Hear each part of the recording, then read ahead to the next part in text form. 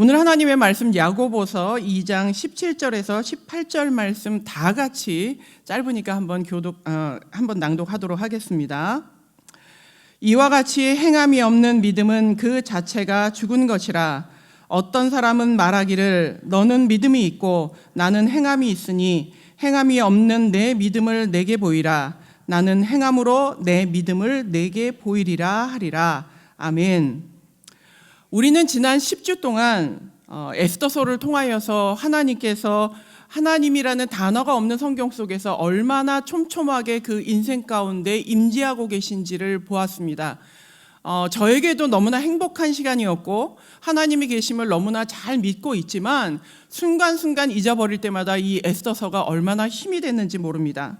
이제 다음 주부터 야고보서를 보기 전에 내 믿음을 보여주는 행함을 어떻게 하면 조금 더 수월하게 할 수 있을지, 그리고 어떤 것들이 우리에게 그 행함을 막는 장애물이 되는지에 대해서 조금 살펴보면서 저도 여러분도 행함이 있는 믿음으로 조금 더 가까이 가는 계기가 되기를 소망합니다.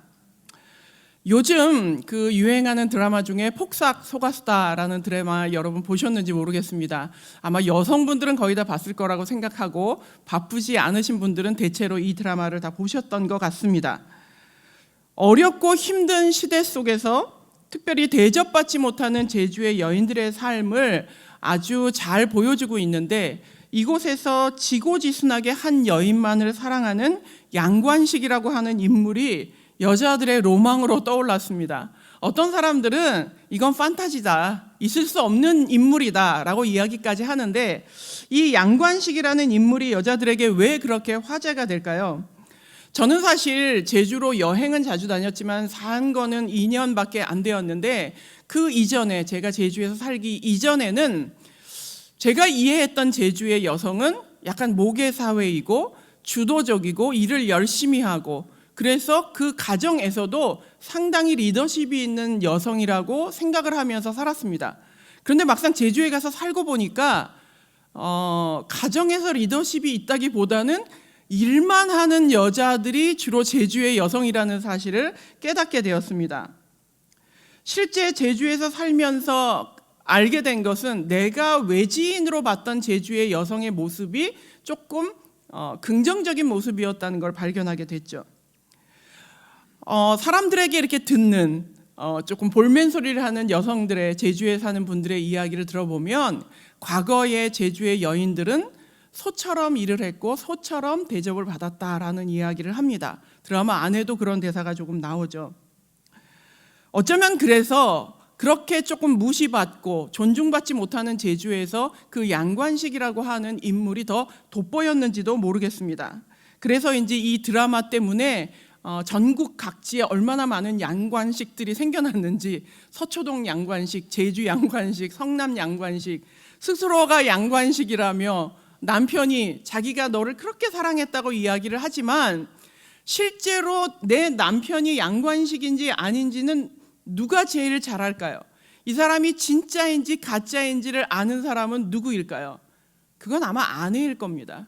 어떤 아내는 그래 당신이 바로 양관식이야 라고 감동하겠지만, 어떤 아내는 코웃음을 치겠죠. 야, 발바닥도 못 쫓아가면서 스스로 그렇게 교만하게 양관식이라고 하냐? 라고 할 수도 있습니다. 그런데 이 양관식의 모습을 보면서 저는 이 신앙에도 이런 모습이 있겠구나라는 생각을 했습니다.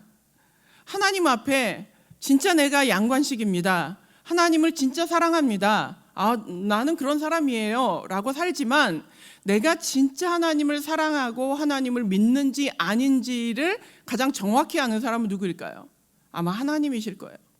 하나님이 저를 볼 때, 하나님은 여러분을 볼 때 그래 네가 생각하고 있는 그게 맞아 라고 하는 분도 있겠고, 어떤 분들은 너는 그렇게 생각하냐? 나는 그렇게 생각하지 않는다 라고 이야기할 수도 있겠죠.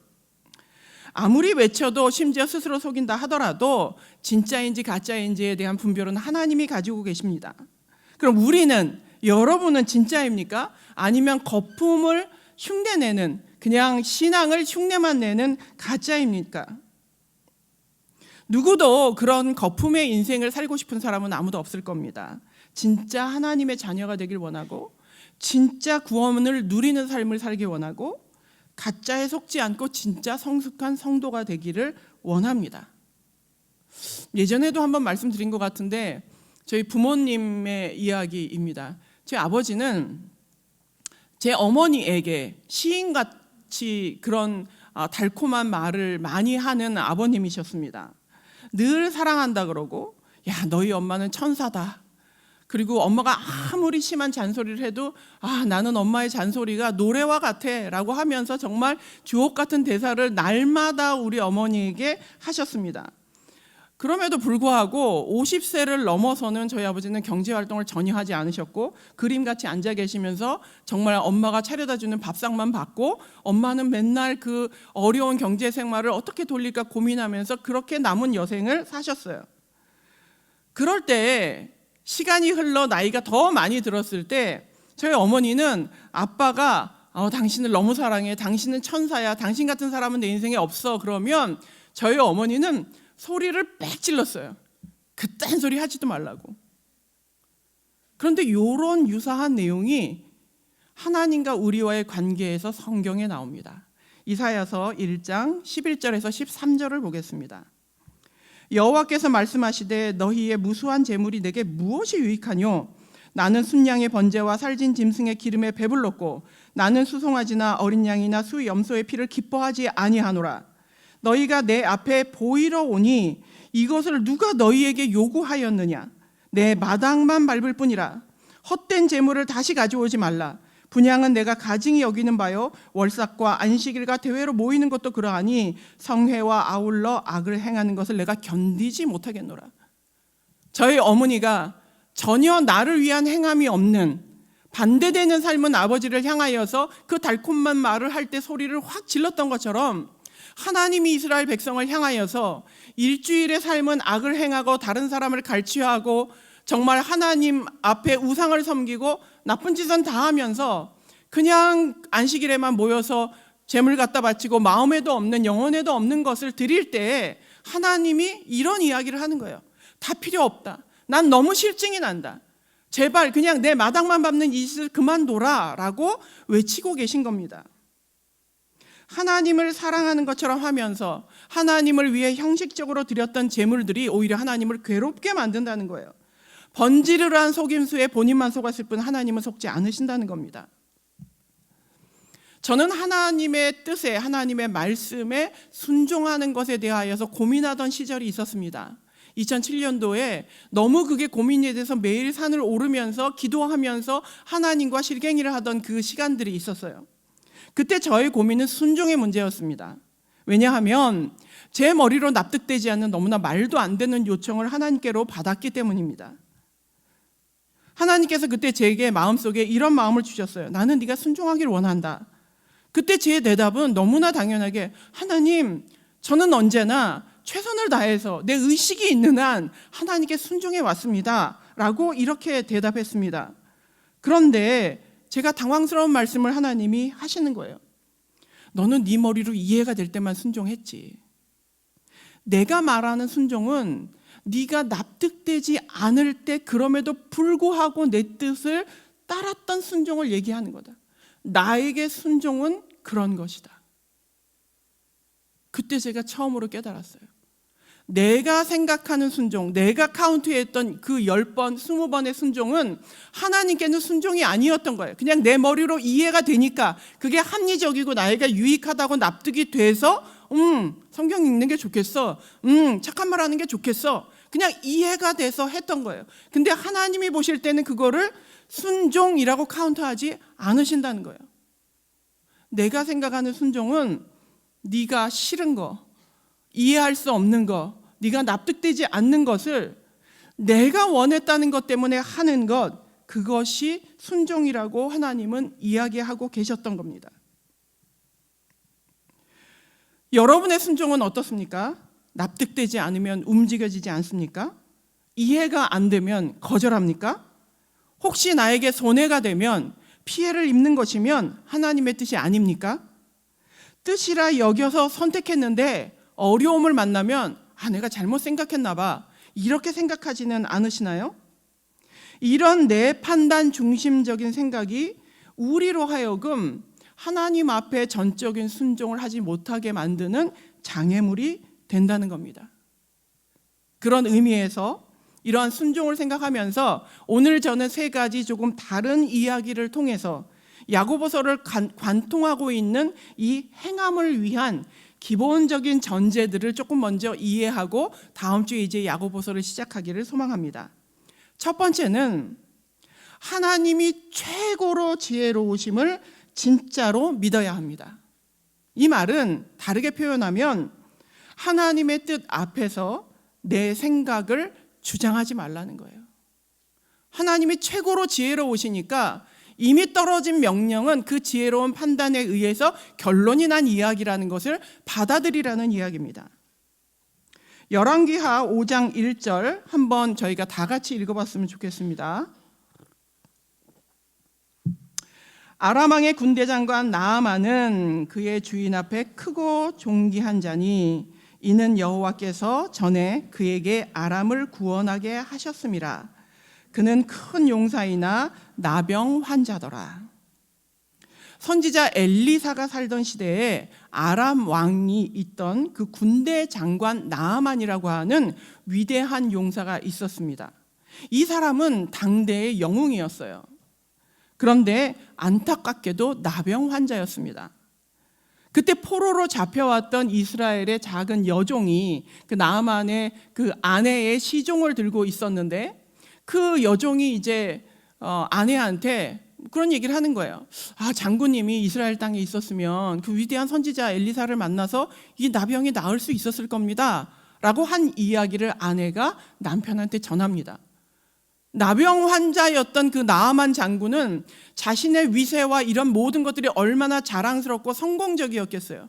근데 남한테 얼굴을 드러내기 어려운 나병 환자였으니 너무나 갈급했을 겁니다. 그래서 그 이야기를 듣고 이제 자기 아람 왕에게 가서 내가 이스라엘 땅으로 넘어가서 치료를 받고 오겠다. 그랬더니 이 아람 왕이 너무 소중한 장군이잖아요. 이스라엘 왕에게 편지를 씁니다. 생각해 보세요. 그 여종이 포로로 왔다는 건 아람이 이스라엘을 이겼다는 거예요. 그 졌던 이스라엘 왕에게 이 승리국이었던 아람 왕이 편지를 씁니다. 이 나아만 장군이 갈 테니 이 사람을 좀 잘 치료해 다오라고 편지를 쓰고 금도 주고 선물을 잔뜩 실어서 이제 엘리사를 만나러 가게 됩니다. 그런데 이제 그 나아만 장군이 엘리사의 집 앞에 왔을 때 엘리사가 나와보지도 않는 거예요. 그리고는 시종을 시켜서 저 요단강에 가서 7번 몸을 담갔다 뺐다 하면 나을 겁니다 라고 그냥 전달했어요. 얼굴도 못 봤어요. 그러자 이제 나아만이 화가 납니다. 열왕기하 5장 11절에서 12절 제가 읽겠습니다. 나아만이 노하여 물러가며 이르되 내 생각에는 그가 내게로 나와서서 그의 하나님 여호와의 이름을 부르고 그의 손을 그 부위에 흔들어 나병을 고칠까 하였도다. 다메섹강 아바나와 바르발은 이스라엘 모든 강물보다 낫지 아니하냐. 내가 거기서 몸을 씻으면 깨끗하게 되지 아니하랴 하고 몸을 돌려 분노하며 떠나니. 나아만의 생각에는 상상을 하고 왔을 거 아니에요. 이 위대한 영웅이 이제 엘리사의 집에 가면 엘리사가 나와서 엎드려 절하고 막 그 환부에 손을 대고 안타깝게 기도하고 하나님께 제사를 드리고 막 요란스러운 제스처를 하면서 이 나병을 고칠 거라고 상상했던 거예요. 그랬는데 너무 하찮게 얼굴도 보이지 않고 시종을 시켜서 저 요단강에서 물 7번 담그세요. 우리나라 강이 더 깨끗해. 이 얘기를 하는 거예요. 내가 이거 하려고 여기 온 줄 알아? 그러면서 떠나려고 할 때 그 종이 부하가 얘기합니다. 이보다 더 어려운 걸 시켰어도 했을 텐데, 물구나무 서기를 하고 1km를 걸으라고 했었어도 했을 텐데 뭐 이거 가지고 그러니까 밑져의 본전이 한번 해보십시오 라고 이야기를 해서 결국에는 그 피부가 어린아이와 같이 요단강에 억지로 7번 몸을 담궜다 뺐다 하고 맨 마지막에 어린아이의 피부처럼 회복이 되었다고 이야기합니다. 내 생각에는 이게 맞다는 겁니다. 내 판단에는 이래야 합당하다는 겁니다. 이게 바로 우리의 함정이라는 거예요. 하나님이 우리에게 뭔가 요청하실 때 내 생각은 이건 아닌 것 같아. 내 생각은 이게 맞아. 내 판단으로는 하나님의 생각이 틀린 것 같아. 아니면 그냥 이건 하나님의 뜻이 아닐 거야 라고 덮어버리는 거죠. 이해되지 않는 상황과 뜻을 만날 때 내 생각에는 이래야 한다라고 하는 게 우리의 불순종의 이유가 된다는 겁니다. 그 안에 내포되어 있는 의미가 뭔지 아세요? 내 생각이 하나님의 생각보다 더 상식적이다, 더 옳다라는 전제가 깔려 있다는 거예요. 내 생각에는 이때쯤은 응답을 주셨어야 되는 거 아닙니까? 내 생각에는 이런 정도의 고난은 내 인생에 없어야 되는 거 아닙니까? 내 생각에는 이러저러한 상황이 조금 더 준비되어 있어야 하는 거 아닙니까? 라고 거절을 하는 겁니다. 우리는 신앙의 많은 시간을 하나님하고 이 실갱이를 하느라고 너무 많은 시간을 낭비하고 있다는 거예요. 나를 설득시키라는 거예요. 납득되면 내가 이거를 행하겠다는 겁니다. 그런데 하나님이 하실 수 없는 그 한 가지가 있는데 그게 뭔지 아십니까? 하나님의 생각을 우리에게 납득시킬 수가 없어요. 우리의 뇌는 너무 작아가지고 하나님의 그 크신 생각을 담을 수가 없어요. 설명을 해도 이해를 할 수가 없어요. 그러면 이 한계를 가진 우리가 하나님의 뜻에 순종할 수 있는 길은 뭘까요? 그냥 하는 거예요. 내 생각을 주장하지 않고 상당히 비합리적이라고 느껴져도 내가 기도하다가 얻은 하나님의 뜻이 맞다면 우리는 그것을 그냥 행하는 겁니다. 그 하나님의 뜻을 알기 위해서 그래서 우리는 늘 기도해야 됩니다. 내 생각으로 추측하지 말고 내 생각에 이게 하나님의 뜻일 거야 라고 추론하지 말고 기도하고 그것을 통해 온 나의 하나님께서 주신 마음을 내 생각에는을 빼고 행동해야 하는 겁니다. 결국 나아만은 그 종의 조언을 듣게 되죠. 그리고 억지로 했지만 결국에는 엘리사의 말처럼 하나님의 임재가 있었고 그의 피부는 회복이 되었습니다. 뭐예요? 나만의 생각이 틀렸다는 거예요. 전 세계를 제패했던 그 나하만이, 그 위대한 나하만의 판단이 틀릴 수 있다는 거예요. 하물며 우리는요, 하나님의 지혜로움을 진짜로 믿는다면 우리는 말로는 믿는다 하죠. 그런데 결론은 내 생각대로 가는 거예요. 그거는 믿지 않는 거예요. 내가 만약에 암에 걸렸는데 그 분야의 최고의 권위자를 소개해서 어렵게 만나게 됐어요. 그럼 어떨까요? 무조건 시키는 대로 하겠죠. 항암을 몇 번 할지, 방사선을 몇 번 할지, 뭘 먹을지 조목조목 물어서 무조건 그거 시키는 대로 하겠죠. 근데 만약에 제가 안 한다면 뭐죠? 그 사람을 의심하는 거죠. 저 사람 좀 사짜 같아. 아닌 것 같아. 그럴 때 우리는 행동하지 않는 겁니다. 말만 우리는 하나님을 지혜롭다고 하는 거고 우리가 행동하지 않는다면, 내 생각대로 한다면 진짜로 하나님의 지혜를 믿지는 않는다는 겁니다. 그게 우리에게 행함의 장애물이 된다는 거죠. 두 번째입니다. 하나님이 나를 진짜 사랑하심을 믿어야 됩니다. 우리의 인생에 오는 여러 가지 문제들 앞에 그것을 보여주고 있는 것처럼 보이지 않는 고난이 있다 하더라도 우리는 하나님이 나를 정말 사랑하신다는 사실을, 나를 정말 좋게 만드실 분이라는 사실을 믿어야지 우리는 행할 수 있다는 겁니다. 출애굽기 16장 8절 한번 저희 다 같이 한번 읽어볼까요? 모세가 또 이르되 여호와께서 저녁에는 너희에게 고기를 주어 먹이시고 아침에는 떡으로 배불리시리니 이는 여호와께서 자기를 향하여 너희가 원망하는 그 말을 들으셨음이라. 우리가 누구냐? 너희의 원망은 우리를 향하여 함이 아니요 여호와를 향하여 함이로다. 이스라엘 백성들은 노예로 고생하고 있을 때 그 이집트 땅에서 하나님이 그들을 끌어내어 가나안 땅이라고 하는 젖과 꿀이 흐르는 곳으로 인도하려고 작정을 하셨습니다. 그리고 그들을 탈출시켰어요. 그 과정 가운데 광야를 지나게 됐습니다. 그런데 그 광야 가운데 이스라엘 백성은 매번 하나님을 원망했어요. 매번 이 모세와 아론을 돌로 쳐 죽이려고 했습니다. 왜 이런 일들이 일어날까요? 어려움을 만날 때마다 그들은 한 번도 걸려 넘어지지 않은 적이 없었어요. 그리고 심지어는 우리를 죽이려고 데리고 나왔어. 광야에서 몰살시키려고 나왔어라고 하나님의 사랑을 의심하는 정도가 아니라 완전히 왜곡시켜버립니다. 하나님의 의도를 묵살시켜버려요. 그 사랑을 전혀 믿지 못하고 원망하고 배반하고 하나님의 사랑을 거절합니다. 사실 이 고난의 문제는 우리도 쉽진 않습니다. 여러분은 어떠세요? 고난이 올 때 하나님의 사랑을 확신할 수 있는 그런 마음의 감정이 생기시던가요? 누군들 고난이 쉽겠습니까? 이스라엘 백성이 잘못했죠. 그런데 우리는 어떻습니까? 우리도 여지없이 긴 고난이 올 때에는 비슷한 잘못들을 저지른다는 거예요. 아주 작은 고난 하나를 보고도 화들짝 놀래서 과장하며 좌절하지 않습니까? 왜 우리는 도대체 이렇게 고난에 예민할까요?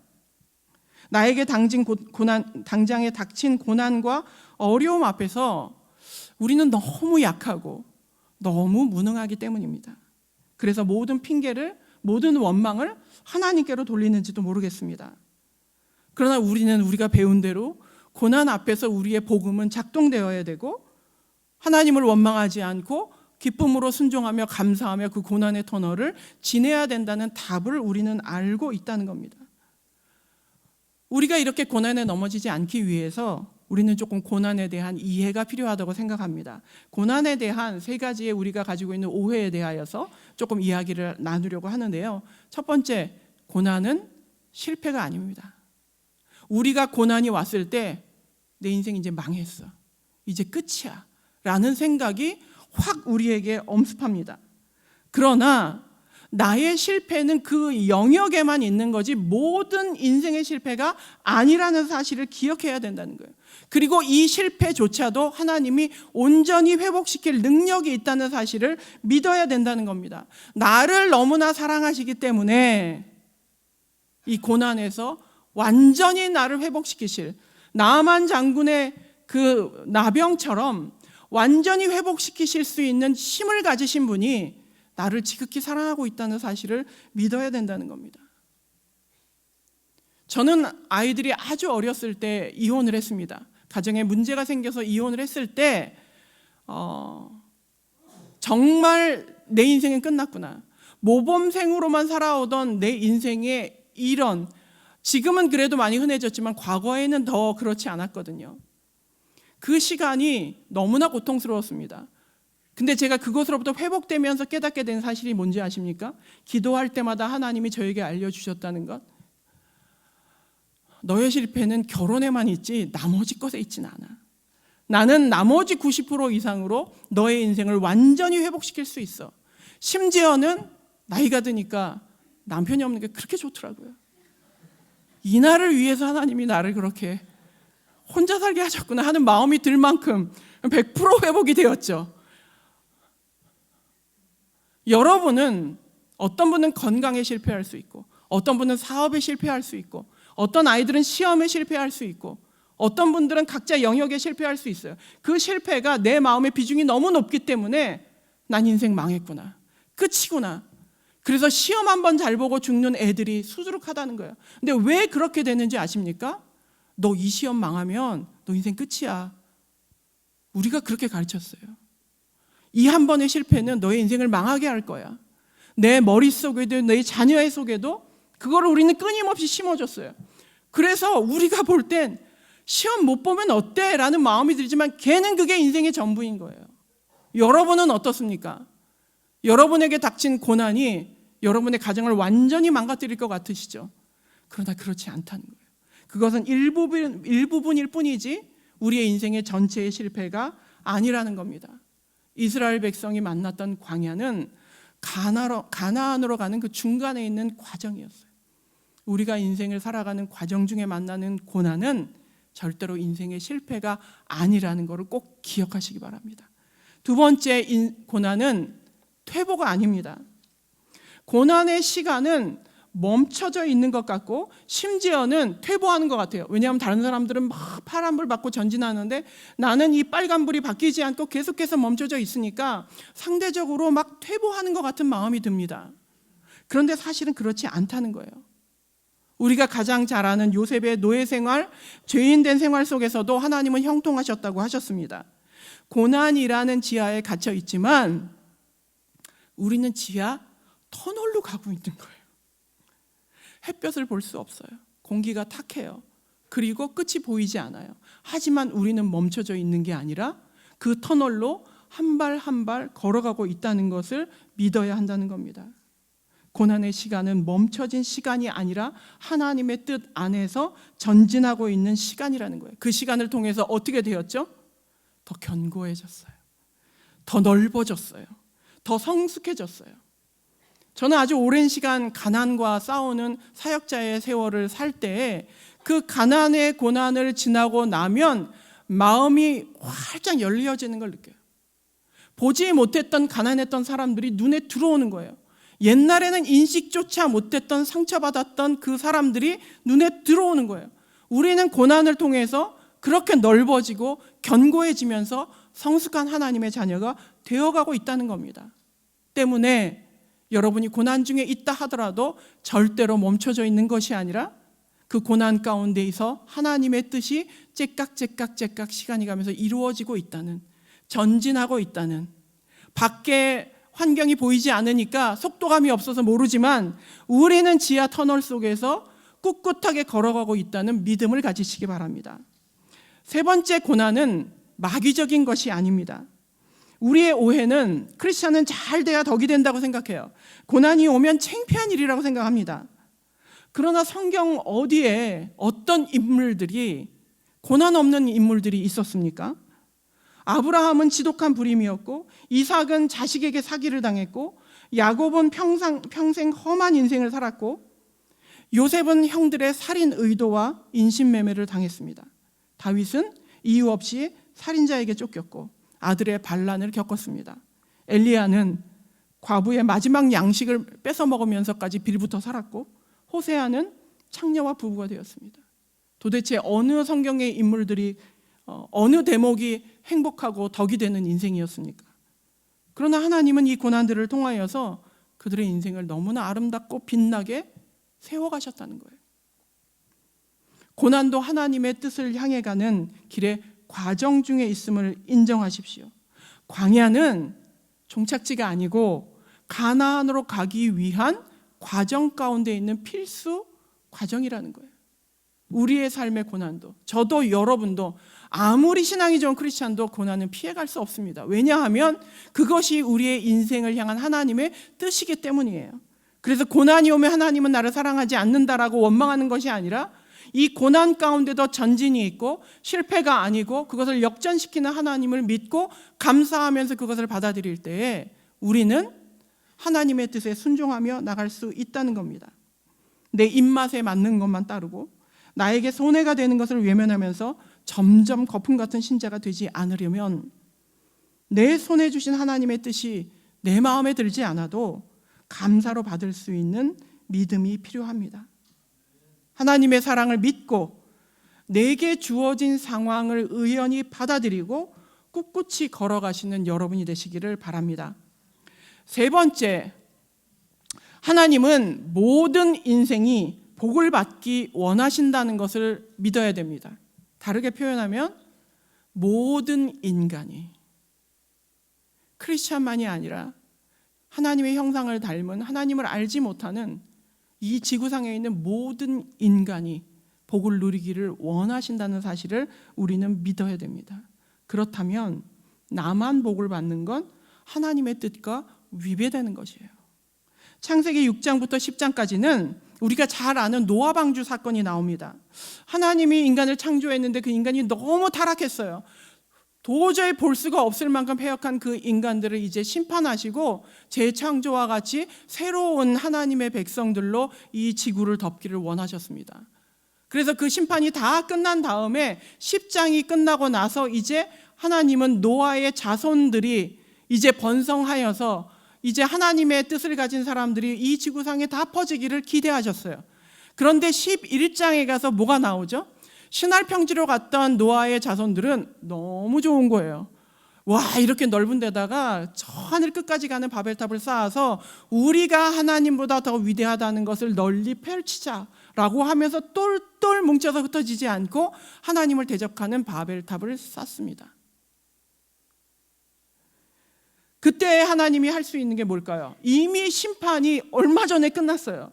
또 심판할 수 없죠. 그래서 하나님은 그들의 언어를 흩으셔서 그들이 자동적으로 자기와 언어와 맞는 사람들이 같이 몰려서 세상으로 흩어져 가도록 하나님이 그렇게 조치를 하신 거예요. 창세기 11장 7절에서 8절을 제가 읽겠습니다. 자, 우리가 내려가서 거기서 그들의 언어를 혼잡하게 하여 그들이 서로 알아듣지 못하게 하자 하시고, 여호와께서 거기서 그들을 온 지면에 흩으셨으므로 그들이 그 도시를 건설하기를 그쳤더라. 선한 자로 온 세상을 덮기를 원하셨던 하나님의 뜻이 또 실패했어요. 노아의 자손들이 범죄하여서 그 범죄한 채로 언어가 흩어져서 억지로 흩어졌어요. 그때 하나님이 누구를 계획하시죠? 아브라함을 계획하십니다. 11장 말미에 아브라함의 족보가 나오면서 아브라함이 나타나자마자 그에게 축복하세요. 근데 그 축복은 아브라함만을 위한 축복이 아니라 아브라함이 무별들처럼 그 민족이 번성해져서 그 복이 전 세계로 다시 덮어지기를 원하시는 하나님의 마음이 있었다는 겁니다. 창세기 12장 1절에서 3절 다 같이 한번 읽도록 하겠습니다. 여호와께서 아브라함에게 이르시되 너는 너의 고향과 친척과 아버지의 집을 떠나 내가 내게 보여줄 땅으로 가라. 내가 너로 큰 민족을 이루고 내게 복을 주어 내 이름을 창대하게 하리니 너는 복이 될지라. 너를 축복하는 자에게는 내가 복을 내리고 너를 저주하는 자에게는 내가 저주하리니 땅의 모든 족속이 너로 말미암아 복을 얻을 것이라 하신지라. 공동 번역을 통해서 보면 맨 마지막 절에 이렇게 되어 있습니다. 세상 사람들이 네 덕을 입을 것이라. 뭐라고요? 세상 사람들이 내 덕에 살 거라는 거예요. 세상 사람들이 여러분의 덕분에 살 거라는 겁니다. 하나님은 우리를 그렇게 만드셨고 그것이 하나님의 공식적인 뜻이라는 거예요. 그런데 우리의 기도의 종착역은 어디입니까? 여러분은 목요기도에 나오셔서 혹은 개인이 기도할 때 어떻게 기도하세요? 나만을 위해 기도하십니까? 혹은 나의 가족만을 위해 기도하십니까? 그 기도의 응답의 종착역이 나인가요? 그렇다면 잘못된 거예요. 우리는 기도의 플랫폼이 돼야 돼요. 하나님께서 주신 응답이 다른 사람에게 흘러갈 수 있는, 하나님은 우리를 복의 물탱크로 만드셨습니다. 물탱크의 사명은 뭐죠? 물을 흘려보내야 돼요. 물을 흘려보내지 않으면 물탱크는 썩어서 아무런 기능을 할 수가 없습니다. 목사님이 자주 말씀하셨죠? 복의 유통자가 되라고. 물탱크가 그 복을 물처럼 흘려보내는 한 물탱크는 물이 마를 날이 없다는 겁니다. 그 역할을 할 때 우리의 삶은 성령으로 충만해지고 하나님의 복이 더욱더 풍성해진다는 거예요. 저는 20여 년이라는 아주 오랜 기간의 시간을 보냈습니다. 죽을 것 같이 긴 시간이었고 실제로 죽으려고도 했었습니다. 그런데 하나님 때문에 살았어요. 그분의 말씀은, 그분의 약속은 어김이 없었습니다. 저라고 왜 갈등이 없었겠습니까? 그런데 하나님, 시간이요. 내 생각에는 20년은 말도 안 돼요. 3년이면 충분했어요. 그 고난의 강도가요, 내가 버림받았다고 생각하기에 너무 충분했습니다. 나눠줄 복이요, 너무 가난하고 부족해서 난 마이너스라고 생각을 했습니다. 그런데 그때 저를 살렸던 것은 하나님이 어떤 분이신가에 집중했던 사실이에요. 그분은 어마어마하게 크신 분이라는 사실이, 그분은 내 상황을 완전히 바꿀 만큼 충분한 능력이 있다는 그 사실이, 그분은 나를 죽도록 사랑하신다는 그 사실이, 그리고 그분의 끝은 반드시 선하시다는 그 사실이 저로 하여금 그 지하 터널을 저벅저벅 걸어서 20년 후에 터널 밖으로 나오게 만들었다는 겁니다. 그 사실을 믿고 나서 저는 고난 속으로 제 몸을 던졌습니다. 때로는 불 가운데로, 때로는 물속으로, 때로는 절벽으로 믿음으로 뛰어내렸습니다. 근데 하나님이 살아계신 거예요. 진짜 나를 받으시는 거예요. 진짜 나를 건지시는 거예요. 그 하나님의 실제가 제 인생으로 훅 들어오는 거예요. 그리고 나서 하나님이 복 자체라는 것을 깨닫게 됐어요. 내 인생은 마이너스가 아니고 부족한 것이 아니고 다 가진 존재였습니다. 하나님을 가졌으니까요. 그 하나님이 진짜 여러분의 것이고 하나님의 그 복을 진짜 나눠주는 여러분이 되길 바랍니다. 말씀을 마무리하도록 하겠습니다. 하나님은요, 욥에게 미안해하지 않으셨어요. 욥을 지극히 사랑하셨고 그 끝을 아셨으니까요. 하나님은 요셉에게 미안하다고 하지 않으셨습니다. 요셉에게 하나님의 사랑은 모든 순간 부족함이 없었으니까요. 하나님은 느보산에서 죽임당한 모세를 향해 미안하다고 하지 않으셨습니다. 모세의 존재가 순결하길 누구보다 하나님은 원하셨으니까요. 하나님은 저에게 미안하단 말을 하지 않으셨어요. 하나님은 여러분에게 미안하다고 하지 않으실 겁니다. 왜냐하면 여러분의 인생이 어떻게 될지, 어떤 복을 누리게 될지 하나님은 아시니까요. 그 하나님을 진짜 믿어보시기 바랍니다.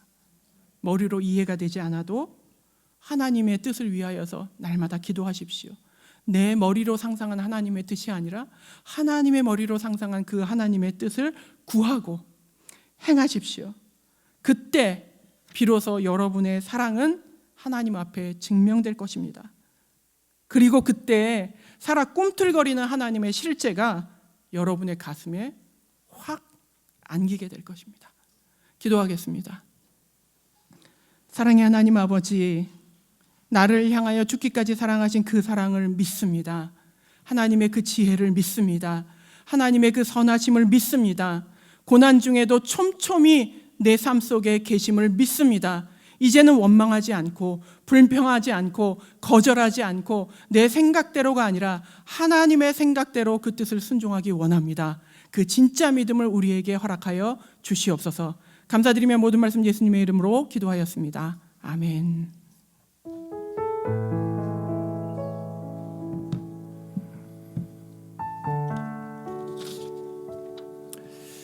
참 마지막 그 결론이 의미가 있는 것 같습니다. 이렇게 고난 주시고 왜 미안하다고 안 하시지? 안 해도 되시는 거예요. 잘 될 거니까.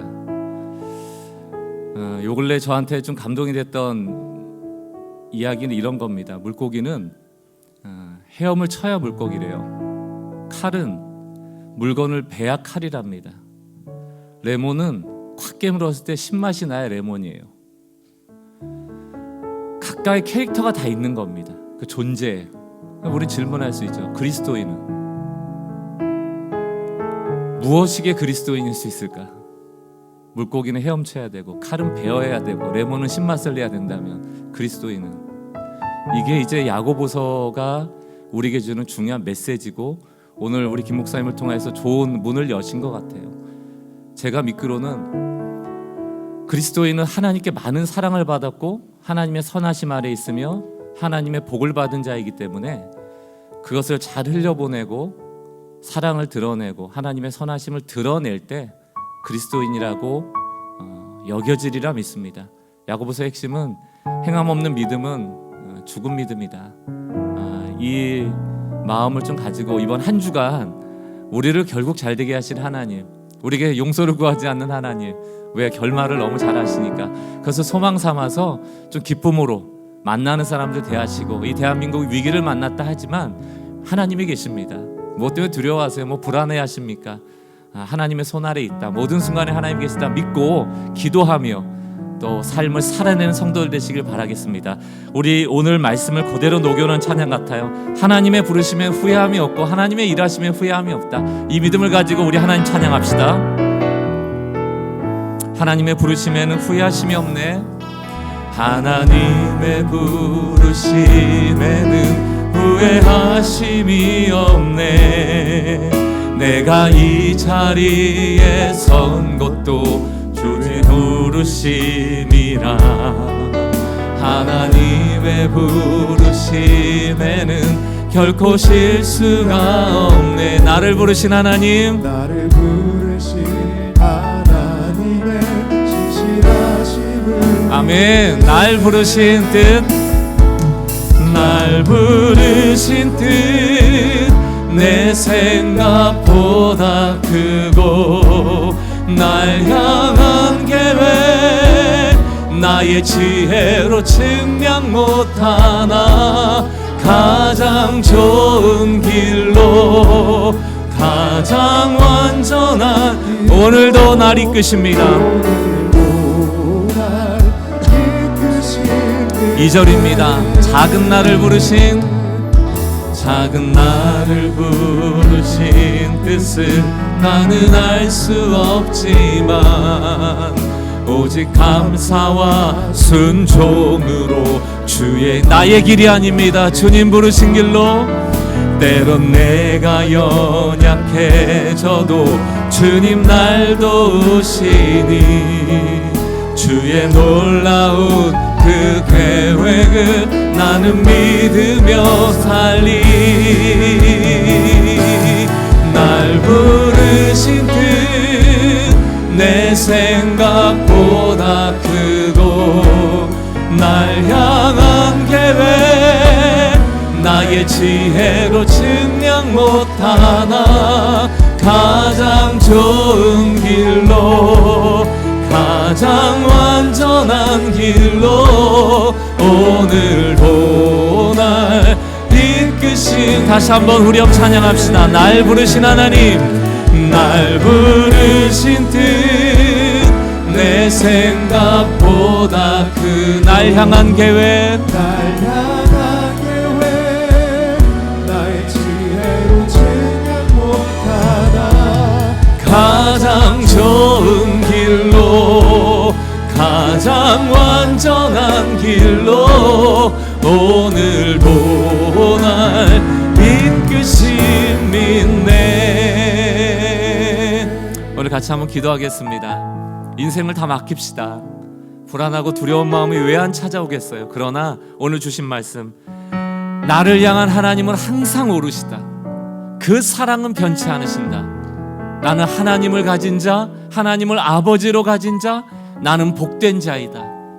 이것이 우리에게 주신 하나님의 은혜이고 사단은 날마다 이것을 무너뜨리고 해요. 하나님이 틀린 거 아니야? 하나님 너 모르시는 거 아니야? 하나님 너 놓친 거 아니야? 하나님 혹시 실수한 것 아니야? 하나님 너 미워하는 것 아니야? 너만 빼놓고 복 주시는 것 아니야? 너 끝난 거 아니야? 이 싸움이에요. 오늘 같이 기도할 때 하나님 앞에 나가십시오. 하나님 오르세요. 사랑이십니다. 나에게 복이십니다.